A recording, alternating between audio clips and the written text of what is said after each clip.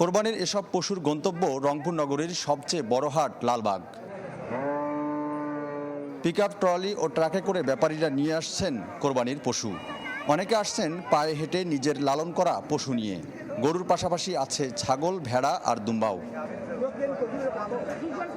বরাবরের মতো এবারও কোরবানির জন্য চাহিদার শীর্ষে গরু। আকারভেদে দাম হাঁকা হচ্ছে 50,000 থেকে 10 লাখ টাকা পর্যন্ত। গত বছরে আমি যেটা নিয়ে গেছিলাম 1 লক্ষতে, তো ওই হিসেবে এরা এখন দাম চাচ্ছে 1,60,000। দাম এরা চাচ্ছে বেশি, বাকি এখনো ফাইনালি কোনো কথা হয়নি। পাওয়া যাচ্ছে না, তো এই যে এগুলো গরু লাখ ভাঙতেছে না।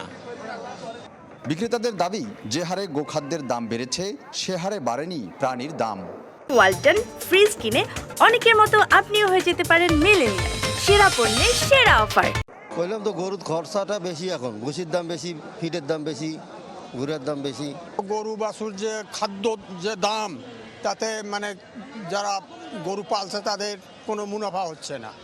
প্রাণী সম্পদ অধিদপ্তর বলছে, এবার চাহিদার চেয়েও 1,39,000 প্রাণী বেশি প্রস্তুত আছে জেলায়। ঈদুল আজহা যথাযথভাবে পালনের উদ্দেশ্যে আমরা বিভিন্ন কার্যক্রম হাতে নিয়েছি।